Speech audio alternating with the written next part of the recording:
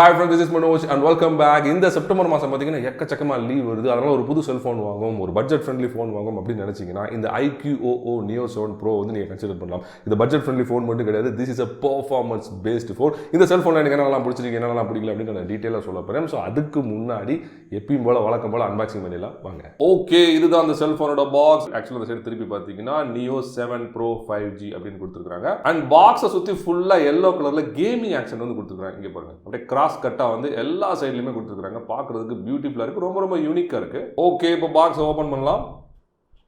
So first ஒருத்தன cellphone தான் வச்சிருக்காங்க. ஓ man, இந்த செல்ஃபோனை பார்க்கறதுக்கு சூப்பராக இருக்குங்க. பார்க்கறதுக்கு மட்டும் இல்லை, தொட்டு பார்க்கறதுக்கும் செம்மையா இருக்குது. நல்ல ஒரு ப்ரீமியம் லுக்ல கொடுத்துருக்காங்க. அதை அப்படியே ஓரமாக வச்சிடலாம். And then you have the soft case. உள்ள வந்து நல்லா சொரணும், வெளியில வந்து நல்லா வலுவலுன்னு இருக்கக்கூடிய அந்த நார்மலான எல்லா செல்ஃபோனும் கொடுக்கக்கூடிய அதே சாஃப்ட் கேஸ் தான் கொடுத்துருக்காங்க. And then you have few documentations. So quick start guide கொடுத்துருக்காங்க. அதே மாதிரி வாரண்டி இன்ஃபர்மேஷன் வந்து கொடுத்துருக்காங்க. Okay, USB Type-C to Type-C charging cable கொடுத்துருக்காங்க. நீங்களே பார்க்கலாம், ரெண்டுமே வந்து Type-C தான். Okay, then you have the SIM ejector pin. அப்பா, எவ்வளோ பெரிய சார்ஜர் பாருங்க. this is 120 watt fast charging adapter வந்து வச்சிருக்காங்க. எவ்வளோ பெருசா இருக்குன்னு பாருங்களேன். அண்ட் முக்கியமான விஷயம், இதோட அவுட்புட் பாருங்க, Type-C கொடுத்துருக்காங்க. அண்ட் நார்மலா வர USB வந்து கிடையாது. அதனால நீங்க இந்த கேபிளை மட்டும் தான் அதில் யூஸ் பண்ண முடியும். அண்ட் இதுதான் இந்த செல்போனோட பாக்ஸ் கண்டென்ட்ஸ். ஹெட்ஃபோன்ஸை மட்டும் மறந்துட்டாங்க. ஓகே, இப்போ இந்த செல்ஃபோனில் எனக்கு பிடிக்காத விஷயங்கள் நம்பர் 1 இஸ் தி ப்ளோட்வேர். இந்த செல்ஃபோனில் கொஞ்சம் வந்து ப்ளோட்வேர் வந்து கொடுத்துருக்காங்க. ஃபார் எக்ஸாம்பிள் கேம் ஸ்பேஸ் அப்படின்னு ஒன்று இருக்குது, அன்இன்ஸ்டால் பண்ண முடியாது. IQOO.com அன்இன்ஸ்டால் பண்ண முடியாது. IQOO Cloud அன்இன்ஸ்டால் பண்ண முடியாது. ஐமேனேஜர் அன்இன்ஸ்டால் பண்ண முடியாது. Hot apps and hot games அதெல்லாம் வந்து உங்களால் அன்இன்ஸ்டால் பண்ண முடியாது. இது ஒரு சில பேருக்கு ஆனால் நீங்கள் இருக்கலாம். அதுக்கப்புறம் இந்த செல்ஃபோன் பார்த்தீங்கன்னா செம்மையாக ஹீட் ஆகுது. எப்போ அப்படின்னு கேட்டிங்கன்னா, நீங்கள் அவுட்டோரில் போய் 4K 60 வீடியோ ஷூட் பண்ணும்போது இந்த கேமரா மாடியில் சுற்றி செம்மையாக வந்து ஹீட் வந்துச்சு. அஃப்கோர்ஸ் இட்ஸ் அ கிளாஸ் பாடி, அதையும் தாண்டி வந்து ஹீட் வெளியே வருது. ஏன் அப்படின்னு எனக்கு தெரியல. பட் கேம் விளையாடும்போது சர்ப்ரைசிங்காக ஹீட்டே வரல. நானும் ரொம்ப நேரம் கேம் பத்தி மைல்டா ஒரு ஹீட் வருதே தவிர ரொம்ப சிவியரான ஹீட் வந்து என்னால பார்க்க முடியல. பட் அதே சமயம் வீடியோ ஷூட் பண்ணும்போது செம்ம ஹீட் ஆகுது. அதுக்கப்புறம் இந்த செல்போனோட ஹார்ட்வேர் அண்ட் சாஃப்ட்வேர் பத்தி குறை சொல்றதுக்கு என்கிட்ட பெருசா ஒன்றும் பாயிண்ட்ஸ் கிடையாது. Because of the price point. Of course சின்ன சின்ன குறைகள் இருக்குது. அதெல்லாம் நான் வந்து பிடிச்ச செஷன் வந்து கவர் பண்ணேன். நீங்க வீடியோ ஃபுல்லா பாருங்க, அப்பதான் உங்களுக்கு புரியும். ஸோ அதுக்கு முன்னாடி கேமராஸ்ல எனக்கு என்னென்ன பிடிக்கல அப்படிங்கிறத சொல்றேன் வாங்க. So first is the photo mode. நீங்க போட்டோ மோட்ல போய் போட்டோ எடுத்தீங்க அப்படின்னா உங்களுக்கு பிக்சல் பின்னிங் பண்ணி ஒரு சின்ன சைஸ் போட்டோ தான் உங்களுக்கு கிடைக்கும். எல்லா செல்போனும் கொடுக்குற மாதிரி தான் இவங்களும் கொடுக்குறாங்க. அஃப்கோர்ஸ் இந்த போட்டோஸ் பார்த்தீங்கன்னா சூப்பராக இருக்கு. கலர் சென்ஸும் சூப்பராக இருக்கு. டைனமிக் ரேஞ்ச் பார்த்தீங்கன்னா ஃபேண்டாஸ்டிக்கா இருக்குது. பட் எங்க பிரச்சனை வருது அப்படின்னு பாத்தீங்கன்னா, லைட்டா நீங்க ஜூம் பண்ணா கூட, லைட் ஜூம் பண்ணா கூட இமேஜஸ் வந்து அப்படியே பிக்சல் உடையறத உங்களால பார்க்க முடியும். ஆர்டிஃபேக்ட் எஃபெக்ட் வந்து சிவியரா வருது. யாரோ வரைஞ்ச மாதிரி ஒரு வாட்டர் கலர் மாதிரி எஃபெக்ட் வந்து கிடைக்குது. ஆனா அது போக நிறைய இடத்துல பாத்தீங்கன்னா கோஸ்டிங் எஃபெக்ட் கூட போட்டோஸ்ல வந்து வந்துருந்துச்சு. ஸோ போட்டோ மோட் பாத்தீங்கன்னா கொஞ்சம் ஆவரேஜ் தான். ரெண்டாவது மேக்ரோ மோட். 2 மெகா பிக்சல் வச்சு மேக்ரோ போட்டோ எடுத்தீங்கன்னா என்ன வரும்னு உங்களுக்கே தெரியும். அஃப்கோர்ஸ் போட்டோ சைஸ் பாத்தீங்கன்னா 1 MB ல இருந்து 2 MB வரைக்கும் இவங்க வந்து மேனேஜ் பண்ணிருக்காங்க. மேக்ஸிமம் ரெசல்யூஷன் கொடுக்க ட்ரை பண்ணிருக்காங்க. பட் மேக்ரோ போட்டோஸ் எல்லாமே பாத்தீங்கன்னா கம்ப்ளீட்டா வாட்டர் கலர்ல வரைஞ்ச மாதிரி இருக்கு. கம்ப்ளீட் ஆர்டிஃபேக்ட் லுக் வருது. கலர் சீன்ஸ் வந்து சுத்தமா கிடையாது. டைனமிக் ரேஞ்ச் அப்படிங்கிறது இந்த போட்டோஸ் எதுலயுமே வந்து கிடையாது. அண்ட் வைட் ஆங்கிள் போட்டோஸ் எல்லாமே பாத்தீங்கன்னா சூப்பர் இருந்துச்சு. அந்த வைட் ஆங்கிள் வியூ வந்து எனக்கு ரொம்ப பிடிச்சிருந்துச்சு. பட் போட்டோ மோட்ல இருக்கிற மாதிரி இதுலயும் பாத்தீங்கன்னா ஆர்டிஃபேக்ட் லுக் வருது, கோஸ்டிங் எஃபெக்ட் வருது, கலர் சீன்ஸ் வந்து ஆவரேஜா தான் இருக்குது. லைட்டா ஜூம் பண்ணா கூட பிக்சல்ஸ் ஓடுறத உங்களால தாராளமா பார்க்க முடியும். அண்ட் நீங்க ரியர் கேமராவோட போர்ட்ரேட் மோட்ல போயிட்டு ஸ்டைல்ல போயிட்டு கேமரா பேனிங் அப்படிங்கிற ஆப்ஷனை சூஸ் பண்ணிட்டு ஒரு மூவிங் சப்ஜெக்ட் நீங்க அப்படியே போட்டோ எடுத்தீங்க அப்படின்னா அந்த சப்ஜெக்ட் அப்படியே ஃப்ரீஸ் ஆகி சுத்தி இருக்க ஏரியா ஃபுல்லா பாத்தீங்கன்னா லைட்டா பிளர் ஆகி ஒரு மாதிரி இல்யூஷன் எஃபெக்ட் வந்து கொடுக்குறாங்க. ஸோ அந்த ஃபோட்டோ நீங்கள் பார்த்தீங்கன்னா கண் அப்படியே உறுத்துற மாதிரி ஒரு ஃபீல் வந்து கொடுக்குது, which is really super. But எந்த இடத்துல ப்ராப்ளம் அப்படின்னா பிக்சரோட கிளாரிட்டி தான். இவ்வளோ ஒரு பியூட்டிஃபுல்லான ஆப்ஷன் கொடுத்தவங்க இமேஜ் ப்ராசஸிங் வந்து அந்த அளவுக்கு பண்ணலை. இங்கேயுமே பார்த்தீங்கன்னா கலர் சென்ஸ்லாம் டல்லாக இருக்குது, ஆர்டிஃபேக்ட் லுக் வந்து சிவியராக இருக்குது, அண்ட் அகைன் இமேஜ் வந்து பிக்சலேட் ஆகுது. ஆனால் அதுக்கப்புறம் எல்லா செல்ஃபோன்ஸும் ஈவன் ஹையர் அண்ட் செல்ஃபோன்ஸ் பண்ணுற அதே தப்பு தான் இவங்களும் பண்ணியிருக்காங்க. என்ன அப்படின்னா ரியர் கேமராவில் வந்து உங்களால் 4K 60 வரைக்கும் ஷூட் பண்ண முடியும். பட் ஃப்ரண்ட் கேமரா பார்த்தீங்கன்னா 1080p 30 வரைக்கும் தான் உங்களால் ஷூட் பண்ண முடியும். பட் என்னதான் இருந்தாலும் ஃப்ரண்ட் கேமராவோட ஃபோட்டோவும் சரி வீடியோவும் சரி 1080p 30 நீங்கள் ஷூட் பண்ணும்போதும் சரி வீடியோ குவாலிட்டி வந்து சூப்பராக இருந்துச்சு. அண்ட் என்னதான் இருந்தாலும் 4K அளவுக்கு கிளாரிட்டி இல்லாட்டியும் 1080p 30 வந்து நல்லாவே மெயின்டைன் பண்ணியிருந்தாங்க. நீங்கள் 1080p 30 வந்து நார்மலாக ஷூட் பண்ணலாம். பேக்ரவுண்ட் வந்து ஆப்பர்ச்சர் f1 வரைக்கும் பிளர் பண்ணி நீங்கள் வீடியோ எடுத்துக்கலாம். அதே மாதிரி ஃபில்டர்ஸ் எல்லாம் அப்ளை பண்ணி நீங்கள் விதவிதமாக வீடியோஸ் வந்து 1080p 30 வந்து ஷூட் பண்ணலாம். ஸோ மூணுத்துக்கு நான் டிஃபரன்ஸ் போட்டு காட்டிட்டு இருக்கேன், நீங்களே பாருங்க. பட் என்னதான் இருந்தாலும் நம்ம ஏற்கனவே சொன்ன மாதிரி 4K கொடுத்துருந்தா இன்னும் கொஞ்சம் பெட்டராக இருந்திருக்கும். And then there is option call super mode. நீங்கள் 3 எய்ம் பண்ணி 5x வந்து 20x வரைக்கும் ஜூம் பண்ணி 3 வந்து அப்படியே பூதாகரமாக உங்களால் ஃபோட்டோ எடுக்க முடியும், தத்ரூபமாக எடுக்க முடியும்.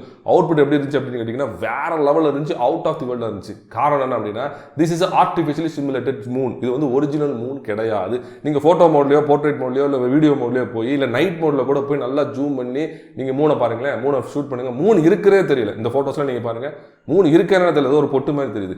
இந்த மோட்ல மட்டும் மூணு எப்படி அவ்வளோ கரெக்டாக வந்துச்சு? Because of the artificial intelligence. So மூணோட சைடை பார்த்துக்குது, எந்த சைடை நீங்கள் எய்ம் பண்ணுறீங்க அப்படின்னு பார்த்துக்கிட்டு இவங்களே இமேஜ் வந்து சிமுலேட் பண்ணி உங்களுக்கு கொடுக்குறாங்க. So this is a gimmicks. And then bokeh video. இந்த செல்ஃபோன் ரியர் கேமராவில் உங்களால் பொக்கா வீடியோ எடுக்க முடியும். ஆப்பர்ச்சர் வந்து f.95 f16 வரைக்கும் அட்ஜஸ்ட் பண்ணி பேக்ரவுண்ட் பிளர் பண்ணி உங்களால் வீடியோ எடுக்க முடியும். வீடியோ கிளாரிட்டி வந்து 1080p at 24 frames per second வந்து ரெக்கார்ட் ஆகுது. ஏன் அப்படின்னு எனக்கு தெரியல. But what our video clarity எப்படி இருக்குன்னு கேட்டிங்கன்னா ரொம்ப மோசமும் கிடையாது, ரொம்ப சூப்பரும் கிடையாது. It is average. Subject and background separation அந்த அளவுக்கு ஷார்ப்பாலாம் கிடையாது. பாடியும் சரி, ஹேரும் சரி, பின்னாடி மிங்கிள் ஆகுது. ஏன்னா அவங்க ஏஐ தான் வந்து யூஸ் பண்ணுறாங்க பேக்ரவுண்ட் பிளர் பண்ணுறதுக்கு. ஃபிசிக்கலாக ஆப்டிக்கல் பிளரிங் வந்து இவங்க பண்ணல. அதனால ஒரு டீசென்ட்டான ஃபுட்டேஜ் தான் கிடைக்கிறத தவிர ரொம்ப ஒரு சூப்பரான ஃபுட்டேஜ்லாம் கிடைக்கல. ஒரு சைல்டு பிளேக்கு நீங்கள் யூஸ் பண்ணிக்கலாம். ஏதாவது பேக்ரவுண்டில் இருக்க ஆப்ஜெக்ட்லாம் நீங்கள் பிளர் பண்ணணும் அப்படின்னு நினைச்சீங்கன்னா இந்த ஆப்ஷன் வந்து யூஸ் பண்ணிக்கலாம். தவிர ப்ரொஃபஷனல் யூஸ்க்கு வந்து இது செட் ஆகாது. ஓகே, இப்போ இந்த செல்ஃபோன் எனக்கு பிடிச்ச விஷயங்கள் நம்பர் 1 இஸ் தி டிசைன். உண்மை சொல்லணும் அப்படின்னா எனக்கு டிசைன் வந்து அந்த அளவுக்கு பிடிக்கல. ஏன் அப்படின்னா பின்னாடி பார்த்தீங்கன்னா பேக் பேனல் கர்வ் பண்ணியிருக்காங்க. பட் ஃப்ரண்ட்ல பார்த்தீங்கன்னா அப்ரப்டாக வந்து ஃபிளாட் பண்ணியிருக்காங்க. இந்த பழைய மாடல் வந்து திரும்ப கொண்டு வந்துருக்காங்க. ஸோ அதனால் நீங்கள் ஹோல்ட் பண்ணிக்கிறது கொஞ்சம் டிஃபிகல்ட். கீழே போகிறதுக்கு சான்சஸ் வந்து அதிகமாக இருக்குது. அதே மாதிரி ஸ்க்ரீன் டு பாடி ரேஷியோ வந்து 87% தான். ஸோ ஸ்க்ரீனை சுற்றி ஒரு சின்ன பிளாக் பசல் இருக்குது, ஒரு சின்ன வந்து இருக்குது. ஸோ அதனால் 87% வந்து அச்சீவ் பண்ண முடிஞ்சிருக்கு. பட் எனக்கு பிடிச்ச விஷயம் என்ன தெரியுமா? இந்த பேக் பேனலை தொட்டு பாருங்களேன், சூப்பராக இருக்குது. ஒரு வெல்வெட் மாதிரி இருக்குது. ஃபிங்கர் பிரிண்ட் அட்ராக்ட் ஆகாது, டஸ்ட் படவே படாது, தண்ணியில் பட்டா உருண்டு ஓடிடும். அந்த அளவுக்கு ஒரு பியூட்டிஃபுல்லான ஏஜி கிளாஸ் பேக் பேனல் வந்து கொடுத்துருக்காங்க. ஸோ ஆன்டி கிளார் கிளாஸ் வந்து கொடுத்துருக்காங்க. ஆக்சுவலி இன்னொரு மாடல் இருக்குது, அது வந்து ஃபாக்ஸ் லெதரில் வருது, இந்த ரெட் கலர் வேரியன்ட். ஸோ நான் வச்சிருக்க வந்து glass back which is really good. But camera model வந்து ஃபிங்கர் பிரிண்ட் கண்டிப்பாக பட தான் செய்யும். But other than that no issues. And frame நிறைய பேர் பார்த்தீங்கன்னா மெட்டல் அப்படின்னு சொல்லியிருந்தாங்க. But this is absolutely plastic. ஆனால் அதுக்கப்புறம் டிஸ்பிளே ப்ரொடெக்ஷன் பற்றி எதுவுமே பேசல. அதே மாதிரி ஐபி ரேட்டிங் பற்றி இவங்க எதுவுமே பேசல, which is slightly disappointing. And weight of the phone is 194 grams approximately, which is on the heavier side. ரொம்ப நேரம் அந்த செல்போனை கையில் வச்சிருந்தீங்க அப்படின்னா கண்டிப்பாக வந்து கை வலிக்கும். ரொம்ப நேரம் ஃபோன் பேசுனீங்க அப்படின்னா கண்டிப்பாக வந்து கை வலிக்கும். And thickness of the phone is 8.5 mm, which is on the slimmer side. Of course சின்னமாக கேமரா பம்ப் கொடுத்துருக்காங்க. அதுவே பார்த்தீங்கன்னா ரொம்ப நாள் ஒரு 1 mm தான் இருக்கும். அதனால this is a slim and sleek phone. நீங்கள் ஈஸியாக கையில் வந்து வச்சுக்கலாம், ஈஸியாக வந்து பாக்கெட்டில் போட்டுக்கலாம், no issues. And then ports and controls. இந்த செல்போனோட லெஃப்ட் சைட் பார்த்தீங்கன்னா கம்ப்ளீட்டாக ஃப்ரீயாக விட்டுருக்காங்க. எனக்கு ரொம்ப பிடிச்ச விஷயம். And right side of the phone you have the volume rockers button, single பட்டனாக கொடுத்துருக்காங்க. அதுக்கு கீழே வந்து பவர் ஆன் ஆஃப் பட்டன் கொடுத்துருக்காங்க. And bottom of the phone you have the SIM tray. இது ஓபன் பண்ணீங்கன்னா ஒரு குட்டி சைஸ் ட்ரே வருது. அதில் உங்களால் ரெண்டு சிம் கார்டு மட்டும் தான் போட முடியும். மெமரி வந்து எக்ஸ்பேண்டே பண்ண முடியாது. And then you have the mic system. அதுக்கு பக்கத்தில் USB Type C charging port கொடுத்துருக்காங்க. இது சார்ஜிங் போர்ட் மட்டும் கிடையாது, இதெல்லாம் நீங்கள் ஆடியோ அவுட்புட் எடுக்கணும். ஏன்னா இந்த செல்போனில் 3.5 mm ஆடியோ போர்ட்டே கிடையாது. And then you have the speaker module. This is a stereo speaker system. இதுக்கு ஜோடியான ஸ்பீக்கர் வந்து டாப் ஆஃப் தி செல்போனில் ஏர் பீஸ் வந்து டியூப் பண்ணி இன்னொரு ஸ்பீக்கர் ஆட் பண்ண வச்சிருக்காங்க. இதுக்கு டெடிகேட்டடாக செகண்ட் ஸ்பீக்கர் வந்து கிடையாது. ஸோ ஆடியோ டிஸ்ட்ரிபியூஷன் எப்படி இருக்குது? பாட்டம் ஸ்பீக்கர் அதிகமாக இருக்குது, மேலே இருக்க ஸ்பீக்கர் கம்மியாக இருக்குது அப்படின்னு கேட்டிங்க அப்படின்னா ரெண்டோட கெயினும் கிட்டத்தட்ட ஒரே லெவலில் இருந்துச்சு. ஸோ ஆடியோ டிஸ்ட்ரிபியூஷன் பார்த்தீங்கன்னா ஈக்குவலாக கொடுத்துருக்காங்களே தவிர கீழே அதிகமாக மேலே கம்மியாக வந்து கொடுக்காம சூப்பராக வந்து கொடுத்துருக்காங்க. Top of the cellphone you have the noise cancellation microphone. அதுக்கு பக்கத்தில் ஒரு சின்ன ஆள் இருக்காரு, இது யாரும் தெரியுமா? IR plaster. ஒரு சில செல்போன்ஸ் தான் இந்த IR பிளாஸ்டர் வந்து கொடுத்துருக்காங்க. இந்த செல்போன்ல கொடுத்துருக்காங்க, which is really really good. And இந்த IR பிளாஸ்டர் நீங்க யூஸ் பண்ணனும் அப்படினா there is option called smart remote. அதை கிளிக் பண்ணிட்டு உள்ள போயிட்டு ஒரு பிளஸ் ஐகான் இருக்கா, அதை கிளிக் பண்ணீங்களே மேல பாருங்க air condition, set top box, TV box, projector, fan, light bulb, air purifier, power amplifier, DVD player, water heater, camera, இவ்வளவுத்தையும் உங்களால கண்ட்ரோல் பண்ண முடியும். அது மட்டும் கிடையாது, நான் ஏசி வந்து கிளிக் பண்ண நீங்களே பாருங்க எவ்வளவு பிராண்ட் கொடுத்திருக்காங்க பாருங்க. உலகத்துல இருக்க அத்தனை பிராண்ட் வந்து கவர் பண்ணிருக்காங்க. This is really really good for this price point. And coming to the display, இந்த செல்போனோட டிஸ்ப்ளே வந்து என்ன ரொம்ப சர்ப்ரைஸ் பண்ணிருந்துச்சு. ஏன் அப்படின்னா இந்த செல்போன்ல சாம்சங்கோட E5 பேனல் வந்து யூஸ் பண்ணிருக்காங்க. And this is a 6.78 inches AMOLED panel. இதோட ரெசல்யூஷன் பாத்தீங்கன்னா 1080p x 2400 pixels, ஒரு full HD plus பேனல் அப்படின்னு சொல்லலாம். இதோட பிக்சல் டென்சிட்டி வந்து 388 ppi, which is again good. And brightness of the screen is 1300 nits. As per theory இது ஒரு பயங்கரமான பிரைட்னஸ் இருக்கக்கூடிய ஸ்கிரீன். பட் என்னோட டெஸ்ட்ல பாத்தீங்கன்னா நான் அவுட்டோர்ல போய் போட்டோஸ் அண்ட் வீடியோ ஷூட் பண்ணும்போது கொஞ்சம் ஸ்ட்ரெயின் பண்ணி தான் பார்க்குற மாதிரி இருந்துச்சு. ரொம்ப கிடையாது, கொஞ்சமா. அதே மாதிரி நீங்க போட்டோஸ் அண்ட் வீடியோஸ் எடுத்துட்டு அவுட்புட் பார்க்கும்போது கொஞ்சம் ஸ்ட்ரெயின் பண்ணி பார்க்குற மாதிரி இருந்துச்சு. மிச்சபடி இதோட பிரைட்னஸ் பார்த்தீங்கன்னா ஃபேண்டாஸ்டிக்கா இருந்துச்சு. அண்ட் முக்கியமான விஷயம் என்னன்னா இந்த பேனல் வந்து HDR10+ வந்து சப்போர்ட் பண்ணுது. அண்ட் அதோட முக்கியமான விஷயம் this is a true 10-bit panel. அவங்களோட வெப்சைட்ல போய் நீங்க பார்க்கலாம். ஸோ அதனால நீங்க 100 கோடிக்கும் அதிகமான கலர்ஸ் வந்து இந்த ஸ்கிரீன்ல ரீப்ரொடியூஸ் பண்ணி நீங்க பார்த்து என்ஜாய் பண்ணலாம். ஸோ நீங்க Netflix, Amazon Primeலாம் பார்க்குறீங்க அப்படின்னா இந்த செல்போன் உங்களுக்கு தான். And touch sampling rate of the screen is 1200 Hz, which is really good. And refreshing rate of the screen is நீங்க either 60 Hz வச்சுக்கலாம், இல்லனா 120 Hz வச்சுக்கலாம், இல்லனா ஸ்மார்ட் ஸ்விட்ச் வச்சுக்கலாம், which is really good. But the downside is உங்களால dynamic refreshing rate வந்து choose பண்ண முடியாது. either 60 Hz ல இருக்கும், இல்லனா 120 Hz ல வந்து ஸ்கிரீன் இருக்குமே தவிர இந்த 1 Hz, 2 Hz, 10 Hz, 15 Hz, 90 Hz இந்த மாதிரி வந்து செல்போனால சூஸ் பண்ண முடியாது, which is on the downside.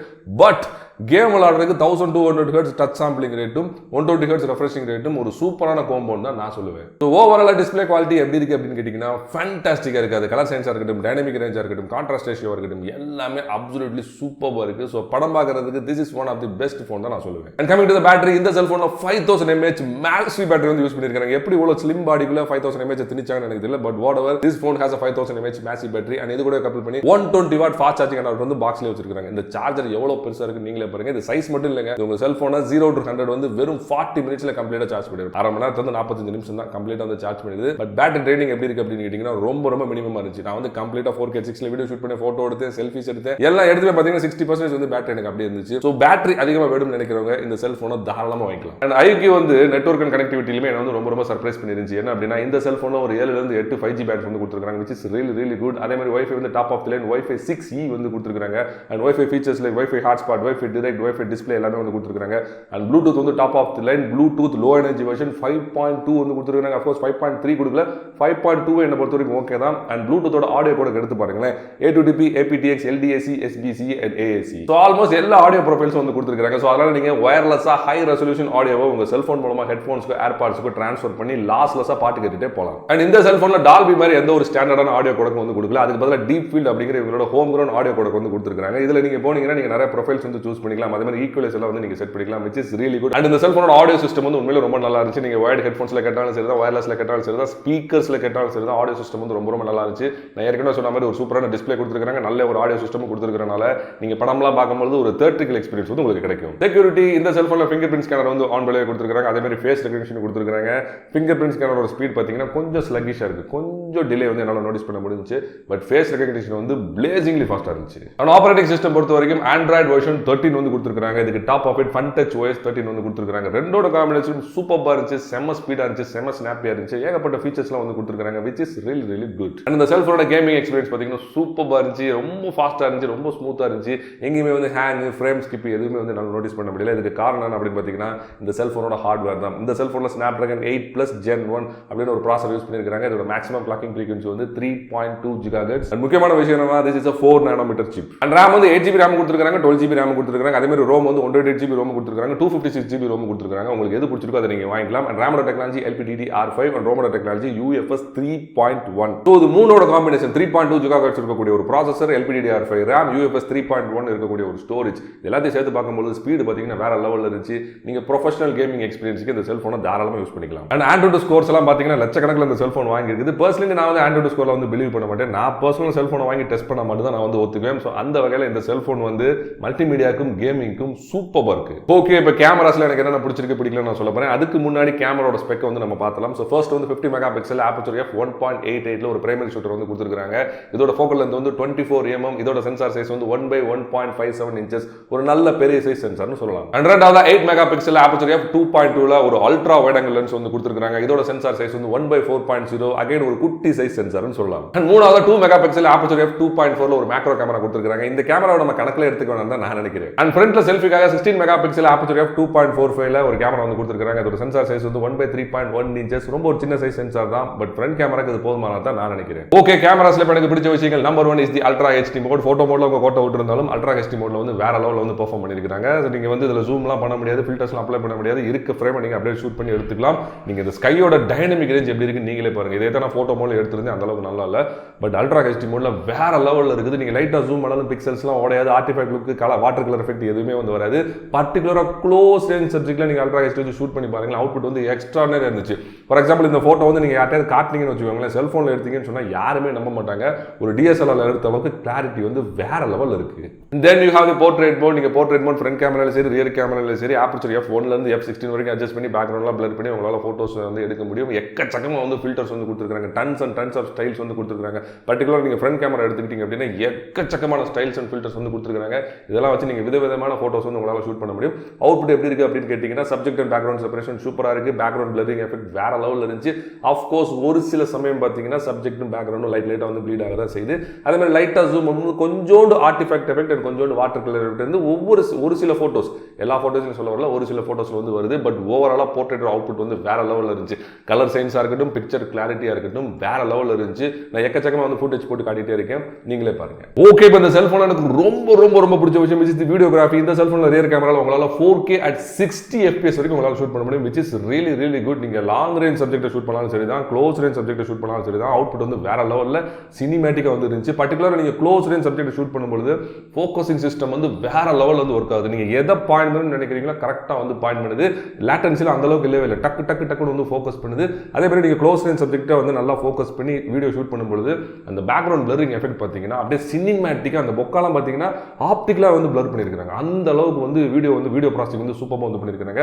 அதே மாதிரி colour science of the video பார்த்தீங்கன்னா வேற லெவலில் இருந்துச்சு. அஃப்கோர்ஸ் ஒரு சில இடங்களில் பார்த்தீங்கன்னா எனக்கு பர்சனல் ஒப்பீனியன் அகைன் ஒரு சில இடங்களில் பார்த்தீங்கன்னா கொஞ்சம் வார்மாக இருக்க மாதிரி எனக்கு தோணுச்சு. But end of the day overall video quality பார்த்தீங்கன்னா அப்படியே சினிமேட்டிக்காக வந்து இருந்துச்சு. நான் ஒரு சில சாம்பிள்ஸ் வந்து இப்போ பேசிட்டு இருக்கும்போது போட்டுட்டே இருக்கேன், நீங்களே பாருங்க. அதுக்கப்புறம் டைம் லாப்ஸ் வந்து நீங்கள் 4K 30 FPS வரைக்கும் ஷூட் பண்ணலாம், which is really really good. அதே மாதிரி ஸ்பீட் வந்து 300x வரைக்கும் நீங்கள் செட் பண்ணிக்கலாம். அதே மாதிரி ப்ரோ மோட் வந்து உள்ள இன்கார்பரேட் பண்ணி வச்சிருக்காங்க. நீங்கள் ஒயிட் பேலன்ஸ் அட்ஜஸ்ட் பண்ணிக்கலாம். அதே மாதிரி மீட்டரிங் வந்து செட் பண்ணிக்கலாம், சென்டர் வெயிட்டட் ஸ்பாட் மீட்டரிங் இதெல்லாம் செட் பண்ணி நீங்கள் டைம் லாப்ஸ் எடுத்தீங்க அப்படின்னா அவுட்புட் வந்து வேற லெவலில் இருந்துச்சு. இப்போ அதான் நீங்கள் பார்த்துட்டு இருக்கீங்க.